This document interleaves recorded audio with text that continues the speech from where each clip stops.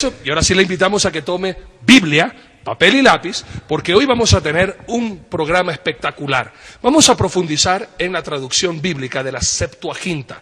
Y justamente para entrar en el contexto y saborear lo hermoso de los idiomas bíblicos, le invito por favor a que abra su Biblia en el libro de Hechos, capítulo 21, y permítame leer los versículos del 37 hasta el capítulo 22, versículo 1 y 2. Así dice las Sagradas Escrituras. Hechos, capítulo 21, del 37 al 40, y de ahí el capítulo 22, 1 y 2, que dice así. Cuando comenzaron a meter a Pablo en la fortaleza, dijo al tribuno, ¿se me permite decir algo? Y él le dijo, ¿sabes griego? ¿No eres tú aquel egipcio que levantó una sedición antes de estos días y sacó al desierto los 4,000 sicarios? Entonces dijo Pablo, yo de cierto soy hombre judío de Tarso, ciudadano de una ciudad no insignificante de Cilicia, pero te ruego que me permitas hablar al pueblo. Y cuando él se lo permitió, Pablo, estando en pie en las gradas, hizo señal con la mano al pueblo y hecho gran silencio habló en lengua hebrea, diciendo, varones hermanos y padres, oíd ahora mi defensa ante vosotros. Y al oír que les hablaba en lengua hebrea, guardaron más silencio, y él les dijo, yo de cierto soy judío, nacido en Tarso de Cilicia, pero criado en esta ciudad, instruido a los pies de Gamaliel, estrictamente conforme a la ley de nuestros padres, celoso de Dios, como hoy lo sois todos vosotros. David, siendo este judío, pensaríamos nosotros que Pablo solamente hablaba lengua hebrea. Yo entiendo una cosa, y Yatensi seguramente lo corroborará. El idioma griego llegó a tener tal preponderancia en el Oriente Medio, tomemos en cuenta que el imperio griego arrasa Judea y provoca, por ejemplo, la revuelta de los macabeos en el año 167 antes de la era mesiánica, antes de la era cristiana. Los griegos irrumpieron violentamente en el Medio Oriente y de una u otra manera su influencia no solo fue filosófica o mitológica, sino que su influencia idiomática, lingüística, empezó a tener cada vez más peso dentro del Oriente Medio. Entendamos que el griego llegó a ser en su momento el inglés de nuestro tiempo, que todo el mundo aprendía griego. Es obvio que Pablo sabía griego también. Y además hablaba hebreo, como dice acá, que él hablaba el hebreo y el latín. Y es más, tenía que haber hablado arameo, porque él era un rabino. ¿Y cómo pudo haber explicado Targum si no sabía arameo? Así es. Y eso lo vamos a ver. Él tenía que... Es que, seamos honestos, Yatensi, los judíos... Raro es el judío que no hable más de 2 idiomas. Yo miro raro cuando me encuentro con un paisano que me hable 2 idiomas. Yo lo miro raro. Porque lo común, y siempre ha sido que hablemos varios idiomas. Porque hemos siempre sido políglotas, hemos vivido entre muchos pueblos, alrededor con mucha influencia lingüística. Yo personalmente hablo 4 idiomas. Entonces, aquí yo creo que Pablo sí fue un políglota. De hecho que sí. Entonces, aclaremos que es políglota, el que habla varios idiomas, simple. Entonces, cuando él hacía referencias a la Torá, ¿en qué idioma lo hacía? Y cómo así llegó la versión Reina Valera a nuestros días. ¿De qué traducción? Yatensi, empecemos por ahí. Bueno, cuando Pablo cita las Escrituras, cuando Pablo hace una alusión al Antiguo Testamento, siempre lo hizo de la versión griega, o sea, la Septuaginta. Y esto es muy importante, la importancia de la Septuaginta, David y Arturo. Los escritores del Nuevo Testamento muy pocas veces citaron el Antiguo Testamento en lengua hebrea o en arameo, un targum. De las 350 citas que hace el Nuevo Testamento al Antiguo Testamento, 300 citas son de la versión griega, o sea, el 90%. De la Septuaginta, el 90%. Solamente 50 citas son hechas del arameo, de un targum, que es la traducción del hebreo al arameo, o del texto hebreo. O sea que el 90% de las citas son hechas del Antiguo Testamento en versión griega, que es la traducción del hebreo arameo al griego. He ahí la importancia de este programa, he ahí la importancia de que hablemos de cómo se dio, en qué consistió la Septuaginta griega, porque hay una gran influencia teológica de la Septuaginta griega en la teología del Nuevo Testamento. Es que definitivamente la Septuaginta, Arturo y David, es la base de la fe de la Iglesia. Claro. Escrituralmente la base está ahí, el meollo del asunto. Y el tema es, partiendo, ¿por qué se escribió la Septuaginta? ¿Cuáles fueron los objetivos de la Septuaginta? ¿Destinada a quién? ¿Ordenada por quién? Quiero hacer un parámetro. El mundo judío ortodoxo, por ejemplo, que niega que Yeshua es el Mesías, descalifica, tú sabías, la Septuaginta como una traducción fidedigna. Cuando el rabino Simeón Hasadik, Simeón el justo, un líder judío, sumo sacerdote Cohen Hagadol de Jerusalén, ordena la traducción. O sea que la Septuaginta vino por orden del sumo sacerdocio de Israel, que estaba todavía oficiando en el templo, y después de que se terminó la Septuaginta, dice que los rabinos de Jerusalén, el Sanedrín, aprobó la traducción. O sea, la Septuaginta contó, en principio, con la aprobación de los mismos líderes judíos, aún antes de Cristo.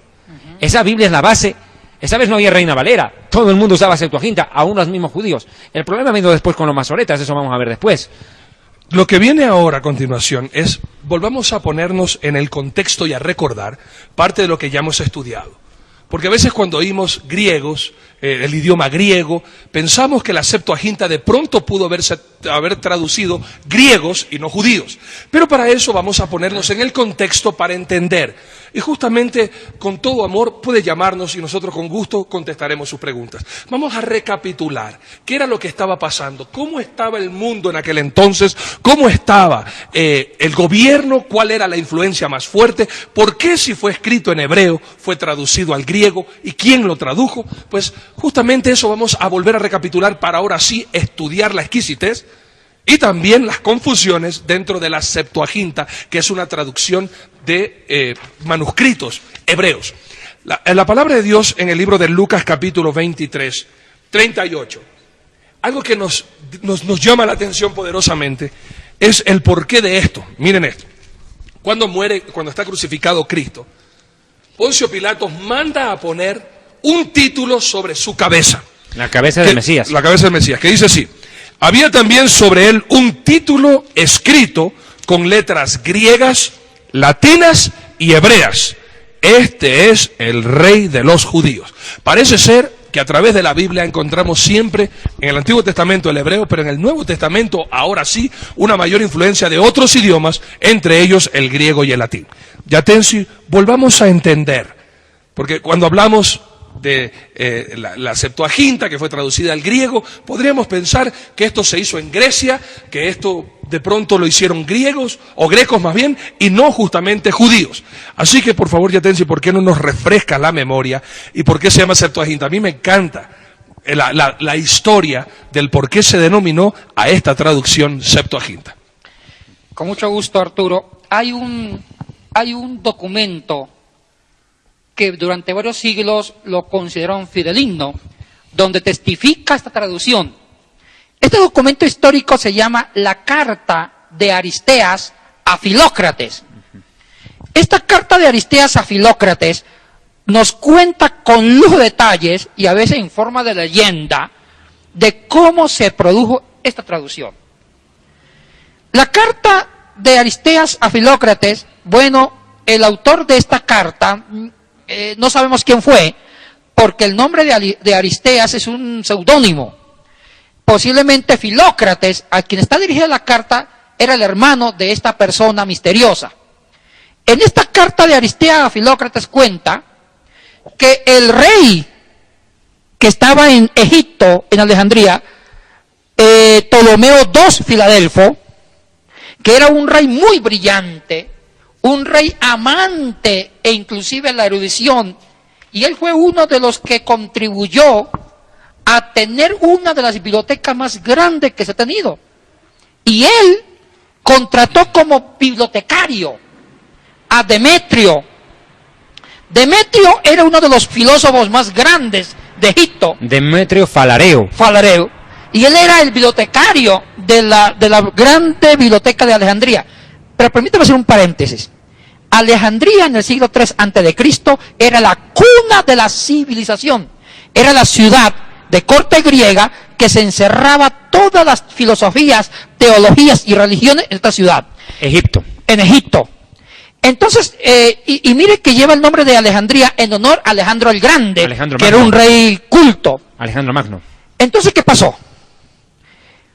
Ptolomeo II Filadelfo quiso tener la biblioteca más grande y la consiguió. Llegó a tener 1.000.000 de ejemplares. Sí.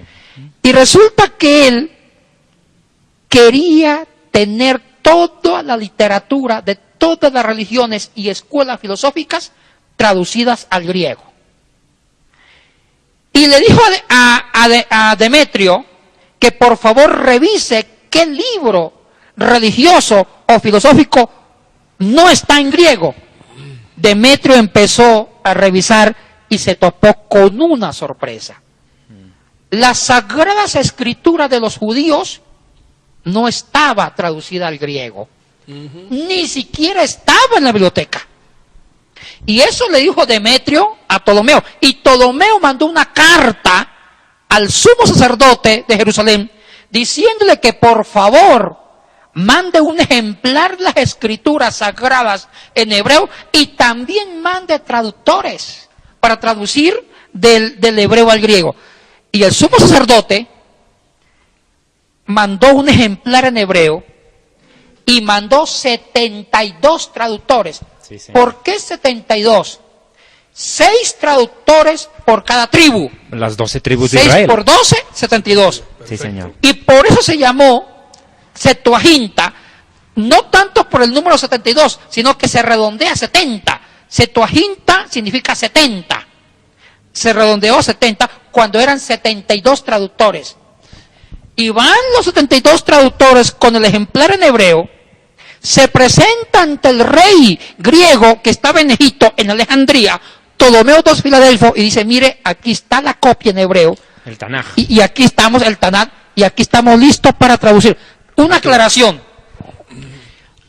Las escrituras que iban a traducir no era toda la Tanat, era solamente la Torá. O sea, el rollo, acá lo que El rollo, sí. Los 5 primeros Los libros. 5 primeros libros. Esto. ¿Qué te parece a ti? Perfecto.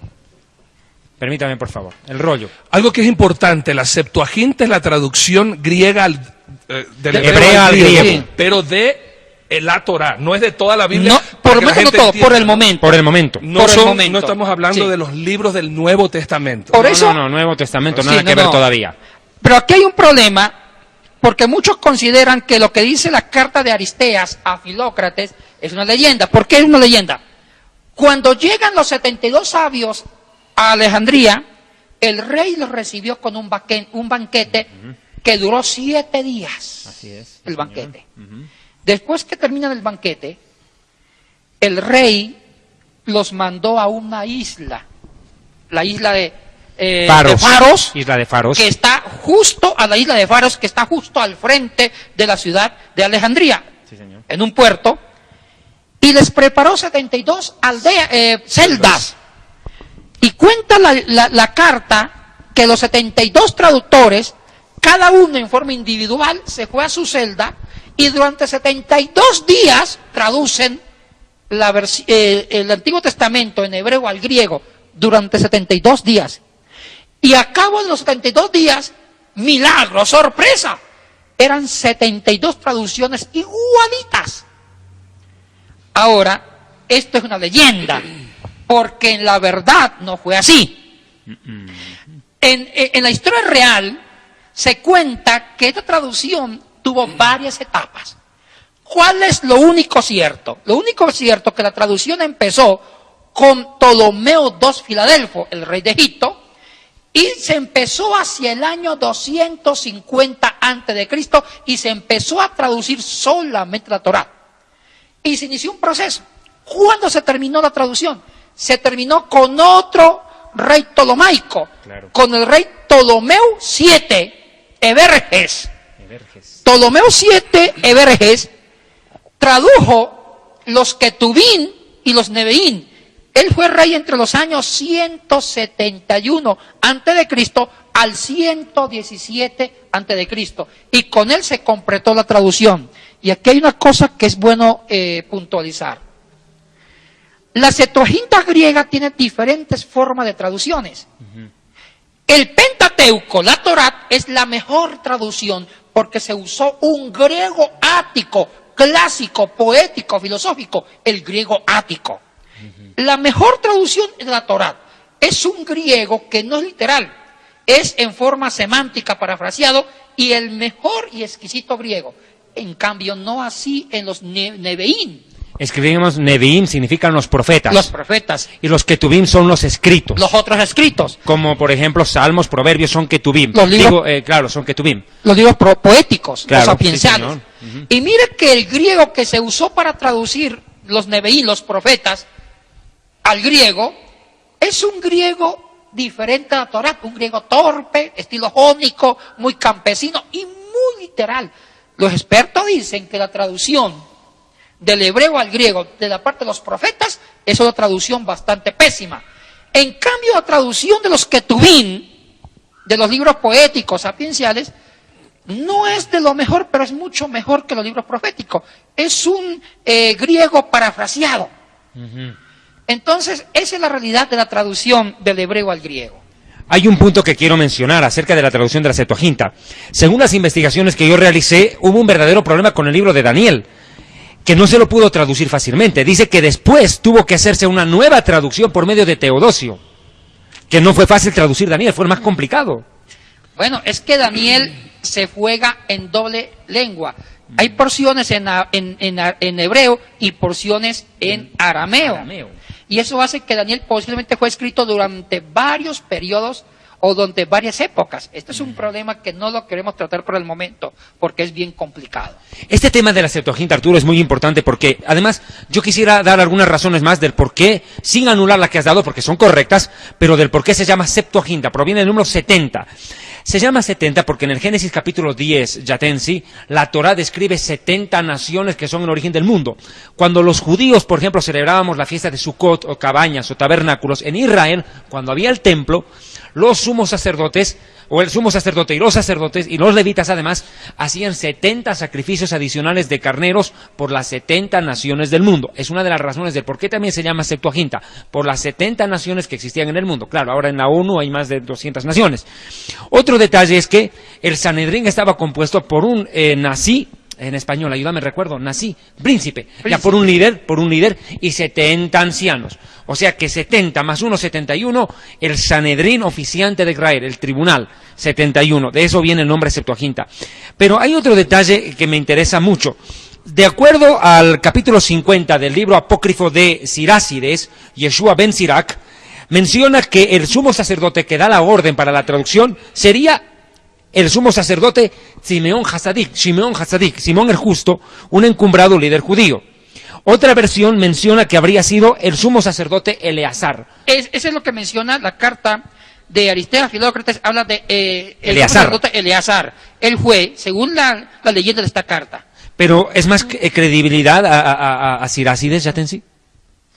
Bueno, la carta de Aristeas a Filócrates fue desautorizada en el año de 1540 por un doctor de la iglesia, Luis Vives, que dijo que realmente esta carta no se escribió en los tiempos de la traducción, sino mucho más posterior a la traducción de la Septuaginta. Pero aunque la carta no tenga credibilidad, pero sí rescata rasgos históricos y reales de que sí la traducción existió. Y existe, porque la tenemos, yo tengo en mi biblioteca la Septuaginta griega, eso existe. Y también vamos a hablar más adelante, David, la influencia teológica que es monumental de la Septuaginta griega en la teología del Nuevo Testamento. Es que Dios utiliza la Septuaginta para poner su palabra al mundo.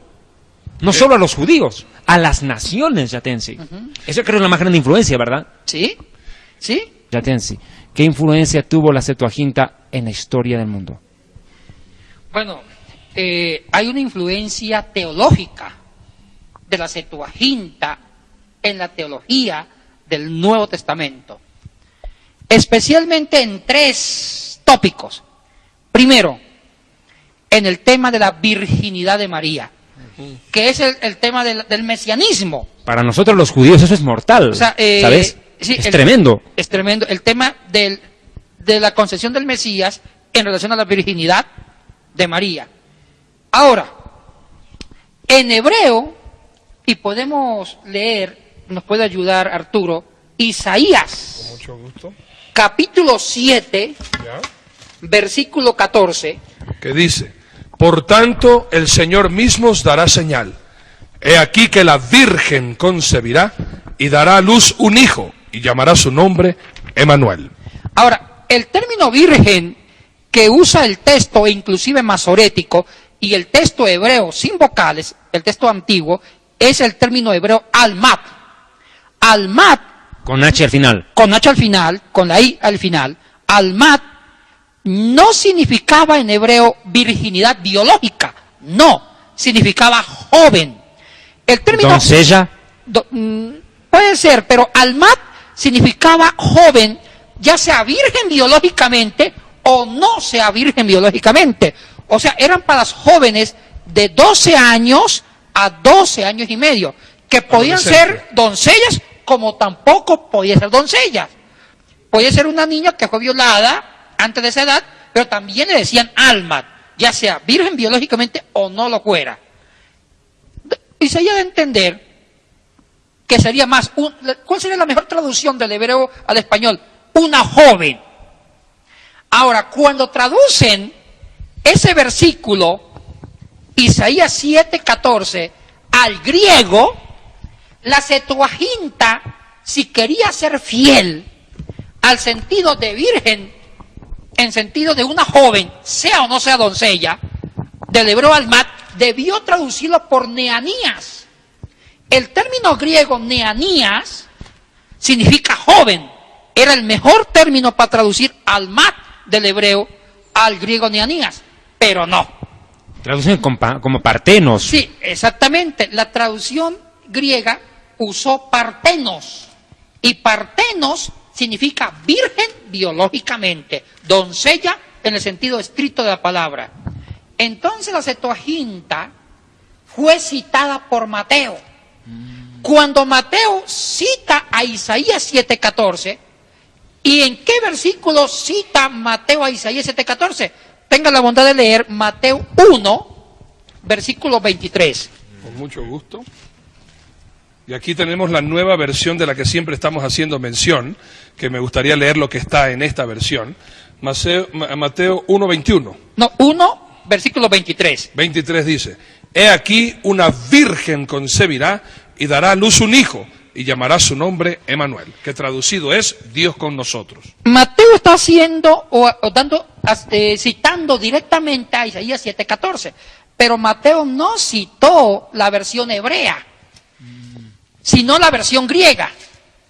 Y Mateo está citando la versión griega, que es la versión Septuaginta, que en lugar de decir Neanías. joven, neanías, dice partenos, que significa virgen biológicamente. Entonces es la versión griega la que da la teología de que María siempre fue virgen antes del parto, durante el parto y después del parto. Es por eso que esta teología de Mateo ha influenciado mucho en la línea católica romana de concebir que María siempre virgen. Siempre fue virgen e inclusive después del parto, por una influencia de la Septuaginta griega de Isaías 7:14, que ya esa Septuaginta griega habla de la virginidad biológica de María. Perdón, recapitulemos. La Septuaginta traduce como partenos o como neanías. Partenos. Partenos, esa Sí. es la palabra. Debió haber sido neanías. Neanías, para ser fiel con el hebreo, joven. Tú me estás diciendo de que la Septuaginta ahí ya hierra. No No hierra, pero tal vez. cambia la teología, el enfoque, porque esto sirve para que se construya la teología de la virginidad de María. No dudo, y aquí quiero ser claro, Eso es lo que yo acabas de no decir. dudo que María, cuando concibió a Jesucristo, era virgen. Eso está claro, está Eso fuera claro. de discusión. O sea que cuando el Espíritu Santo toma a María, la fecunda, era virgen. Claro. Pero yo sí estoy seguro que cuando dio a luz, es obvio que perdió la virginidad. Obvio. Por razones... No, y además dice el versículo, elementales. si mal no me equivoco, Marcos, enseguida lo vamos a ver, dice que José no conoció a María hasta que ésta dio a luz a Jesús. Permítame leer en esta traducción en lenguaje actual, que es la que siempre estamos haciendo referencia y que por ahora no lo pueden conseguir, pero próximamente ya la tendremos a la disposición. En otros países sí la encuentran. Sí, en otros países sí, en Colombia, pero ahorita mismo, que tenemos solamente una, pero conózcala, es la que estaba haciendo mención Yatensi. Esta es la Biblia para Todos, traducción en lenguaje actual de las Sociedades Bíblicas Unidas. Y permítanme leer lo que dice esta traducción, como bien enseñamos aquí, no solo a usar una sola traducción, sino a buscar algunas. Isaías 7:14 dice, Dios mismo les va a dar una señal. La joven está embarazada y pronto tendrá un hijo, al que pondrán por nombre Manuel, es decir, Dios con nosotros. Y ahora en Mateo, la mira lo que dice joven, Mateo, qué buena traducción. Mateo- Es que es superior a la Reina Valera. Claro. sí. Mateo 1, 22 al 25 dice, todo esto sucedió para que se cumpliera lo que Dios había dicho por medio del profeta Isaías. Presten atención, una joven virgen, lo que tú dices que Mateo utilizó la traducción Septuaginta. Presten atención, una joven virgen quedará embarazada y tendrá un hijo y llamará a ese niño Emanuel. Este nombre significa Dios está con nosotros. Qué tremendo problema. Yatensi, aquí hay un punto en el cual yo te voy a pedir que escarbemos más. Hay judíos que están viendo este programa, mis hermanos, y que se niegan a aceptar que Yeshua es el Mesías y que ponen en tela de juicio la virginidad de María. Es tan importante lo que tú estás explicando este Isaías 7:14, que es el núcleo del origen del Mesías. Cuando tuvimos por invitada a Lili Kladensky, ella decía, yo no aceptaba como judía que el Mesías haya nacido de una mujer virgen, hasta el momento en el cual yo preferí recordar y entender que Isaac nace de una mujer estéril y vieja, que y Jacob nace de una estéril, Sansón que nace de una estéril, y por qué Juan el Bautista, y por qué no va a nacer de una mujer virgen el Mesías. Ya te decía que el problema es serio, porque hay una palabra hebrea que también entra en juego y discordancia, la palabra betulá. ¿Qué pasa con esa palabra? ¿Por qué se arma tremendo zafarrancho con la palabra betulá? Afirmando que según los rabinos ortodoxos, o sea, los rabinos que no creen en Yeshua como Mesías, que alteran, ojo, estoy diciendo muy bien, alteran el mismo hebreo, y dicen, debió haberse usado la palabra betulá. ¿Cuál es la diferencia entre betulá y alma? Bueno, que almat se refiere a una joven que puede o no puede ser doncella, en cambio betulá se refiere a una virginidad mucho más estricta en el sentido biológico. Permítanme un ratito aquí aclarar algo, porque como hay muchos amigos católicos, y bienvenidos ustedes, mis amados, a estudiar la Biblia, entendamos el concepto de virginidad, porque a veces pensamos justamente en la historia o en la tradición católica, virgen es la que se pone en un pedestal y tiene poderes para interceder con nosotros ante su Hijo Jesucristo. Bíblicamente, el texto y la idea, cuando hablamos de virgen, ¿de qué estamos hablando, Yatensi? Bueno, en el texto hebreo, vuelvo a repetir, en la traducción, en el texto hebreo, sin vocales, se habla de una joven que puede o no puede ser virgen biológicamente, o sea, que puede ser que ya tuvo relación sexual, como no puede ser que haya tenido. Okay. Entonces, en la versión griega, ya se usa el término partenos para decir que era virgen en sentido biológico. Ahora, es decir, que nunca había tenido relaciones sexuales con un varón. Sí, entonces esta traducción de la Septuaginta lo cita Mateo para referirse que María sí fue virgen, pero también había teólogos del siglo IV, V, VI que trataron de hacer una exégesis de la virginidad de María diciendo que María fue virgen antes del parto, que yo estoy seguro que sí lo fue, durante el parto, que obvio, pero después del parto ya no. Ese versículo, buscarlo por favor, cuando dice que José no conoció a María hasta... capítulo 1, 22 en adelante dice así: cuando José despertó, obedeció al ángel de Dios y se casó con María, pero no durmieron juntos como esposos antes de que naciera el niño. Y cuando éste nació, José le puso por nombre Jesús. Yeshua en hebreo. La palabra conocer en el idioma hebreo involucra con tener relaciones íntimas, relaciones sexuales. Entonces, natural entre un hombre y una mujer casada. claro, pues, hacer cohabitar. Aquí es algo muy importante que tú como judío nos tienes que explicar mejor el contexto. Porque a veces se quiere dar a entender que José era un viejito y se había casado con una niña de 14 años como María y él ya no estaba físicamente apto para tener relaciones sexuales con María. Si estaban casados dentro de la cultura judía, es natural que un hombre no quiera tener hijos. Mira, hay que ser claro, dentro del pensamiento judaico, el primer mandamiento de la Torah no es amarás a Dios. El primer mandamiento de la Torah es procrearse. Dios le dice a Adán, pru urvu, que significa ten hijos, multiplícate, fructifica, ten descendencia. Ese es el primer mandamiento que le dan en el Génesis. Si tú miras, por favor, ¿cuál es la orden que Dios le da a Adán? Dice Génesis 1:28, y los bendijo Dios y les dijo, fructificad y multiplicaos, llenad la tierra ahí y está el sojuzgad. problema, es que ahí está el problema, porque la versión judía no dice y les dijo, y les ordenó, declara. O sea que el primer mandato que impone Dios al hombre es tener descendencia.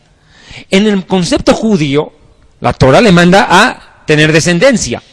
Ahora mira, para un judío, y más aún casado, el no tener hijos era un símbolo de maldición. No solo que la esterilidad yatensi era vista en una mujer como una maldición, sino el no tener hijos en el varón también dentro de un matrimonio. Y toma en cuenta que una de las cosas comunes dentro del pueblo de Israel es que los matrimonios consolidados no tienen 1, 2 o 3 hijos. Lo común es que los judíos tengan muchos hijos. Mira lo que pasó en Egipto. Así es. Se multiplicaron grandemente. Ahora, para terminar el tema de la virginidad, ¿por qué recalco esto? Porque sí ha habido doctrinas posteriormente, a los siglos II, III y IV, y sobre todo por muchos monjes, que trataron de que la virginidad de María nunca se perdiera, e inclusive a raíz del parto. Entonces, por eso que esto influenció mucho la Septuaginta griega. Ahora, una segunda influencia teológica. Hay una segunda influencia teológica de la Septuaginta griega en la teología del Nuevo Testamento, que es precisamente el antropomorfismo bíblico. Pero usted, yo sé qué pregunta me va a hacer, ya, hágalo. ¿Qué significa ese trabalengua que acabaste de decir? Ese que parece nombre de suegra renegona. Bueno, ¿Antro qué? ¿Antro qué? Chanfle. el antropomorfismo. Chanfle. El antropomorfismo es típico del texto hebreo y consiste en darle facultades humanas a Dios. Okay. Concebir a Dios con facultades humanas. Un ejemplo, que Dios se paseaba en el Edén. Es figurativo, pues. O que Dios se paseaba o revoloteaba en las aguas.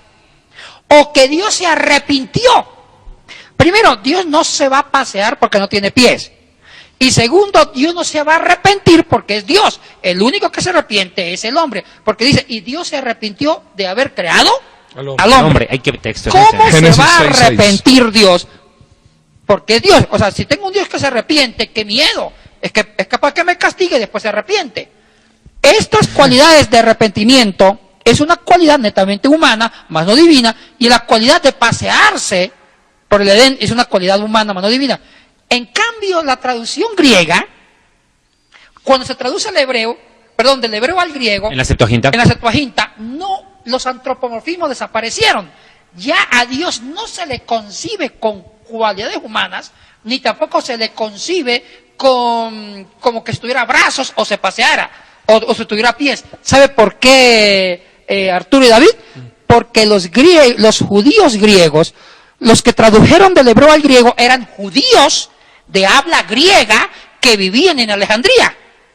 Entonces ellos querían desmitologizar los mismos mitos griegos, porque los griegos sí creían que los dioses tenían cabeza, tenían pies, se paseaban, inclusive tenían relación sexual, porque muchos dioses griegos se acostaron con mujeres y tuvieron hijos como Hércules, Zeus, que es hijo de una humana con un dios llamado Zeus. Zeus. Entonces, los griegos no querían, los judíos de habla griega no querían que al traducir los antropomorfismos bíblicos, los griegos se fueran a burlar las escrituras. Dijeron, bueno, las escrituras judía es lo mismo que los mitos griegos, porque también Jehová se pasea, también Jehová se arrepiente, también Jehová se enoja y manda a matar niños.